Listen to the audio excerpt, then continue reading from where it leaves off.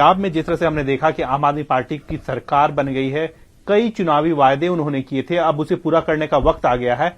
ऐसे में पहला मौका मिलता है, भगवंत मान जो पंजाब के सीएम हैं, वो दिल्ली आते हैं, प्रधानमंत्री से मुलाकात करते हैं और 1 लाख करोड़ के पैकेज की मांग करते हैं। कैसे देखते हैं इसे?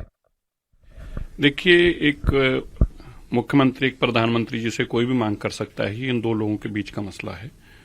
प्रदेश और देश की सरकार आपस में बातचीत करती है।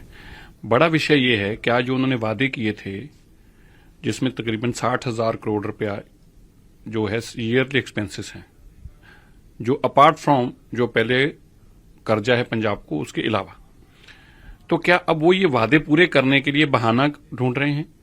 क्या वो अब ये कहेंगे कि जी मेरे को तो पैकेज नहीं मिला इसलिए मैं तो अब दे नहीं पाऊंगा?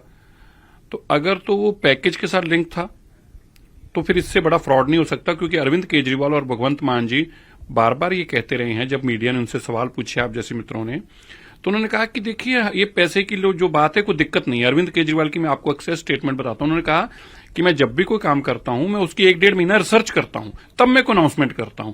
तो मैंने सारी रिसर्च की है, किस तरह से रेत माफिया से पैसा आएगा, इकट्ठा होगा, अब खत्म होने के बाद किस तरह से करप्शन खत्म होने के बाद पैसा इकट्ठा होगा, तो हमारे लिए कोई मुश्किल नहीं है पैसे देने। तो ये उन्होंने खुद कहा। यही भगवंत मान जी कहते थे। वो मांगे, पैकेज मांगे, जो मर्जी, उसमें कोई उनका अधिकार है।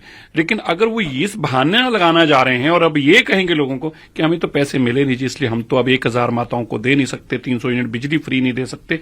हाँ सर, मैं ये बात तो हो गई। इसके साथ ही साथ अगर हम जिस तरह से बात करें कि पंजाब को सीमावर्ती जो है वो कई जिले हैं जो पाकिस्तान से उनकी सीमा में मिलती है, ऐसे में इस तरह की बात करना, कॉपरेशन की भी लगातार केंद्र से बातें में कर रहे हैं, और ऐसे में इस तरह की मांगों को रखना, कैसे देखते हैं इसे? देखिए, वो ऐसे बहुत सारे मसले होंगे जो केंद्र सरकार के साथ मिलकर ही निपटाए जा सकते हैं। अच्छी बात है, केंद्र सरकार का और प्रदेश सरकार का एक अच्छा समन्वय होना चाहिए, आपस में एक अच्छा रिश्ता होना चाहिए।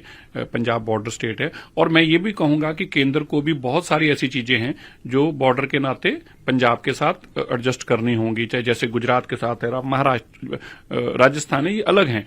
इनके लिए कुछ अलग पैकेज और अलग फाइनेंशियल असिस्टेंस होनी चाहिए।